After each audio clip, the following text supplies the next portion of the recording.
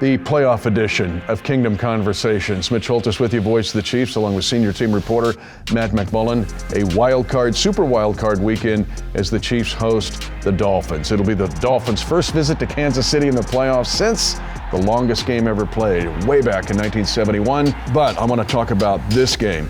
The Dolphins, 1-11 on the road in the playoffs in the last 50 years. That goes all the way back to that era when they beat Kansas City here back in 1971.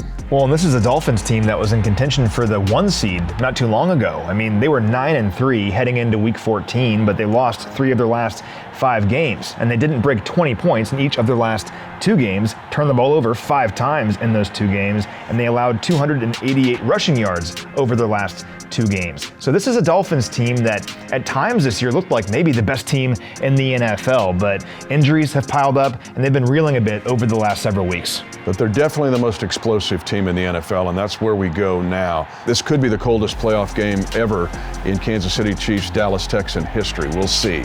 But that means starting the game off briskly for the Chiefs will be huge.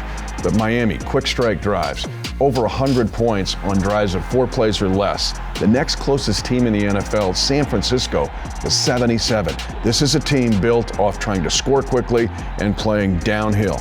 And what's interesting, when we think about quick strike and big plays, you think about the passing game, and yeah, they can do that. They have Tyreek Hill, we know all about Tyreek, and also Jalen Waddle, one of the best deep threats in the NFL. But their running game is really part of this explosiveness that they have. It's truly their bread and butter, because look at Raheem Mostert, a player that's been injured lately. He'll likely be back this week. He led the NFL in rushing touchdowns with 18. He had 30 runs of 10 or more yards this year, 4th most of any player in the NFL. And Devon Achane, a player that we did not see back in week 9 because he was injured, he's back now, only played 11 games this year, but he has 22 runs of 10 or more yards, and he's averaging nearly 8 yards per carry on just over 100 attempts. So stopping the Dolphins, yeah, you got to stop their passing game, but it really begins by stopping that explosive running game. And to your point, they led the NFL in 50-plus yard runs. So quickly for the Chiefs to get off to a good start, and I would say in all 3 phases will be imperative. Well, and here's the good news for Kansas City. This defense, which finished as the number 2 scoring defense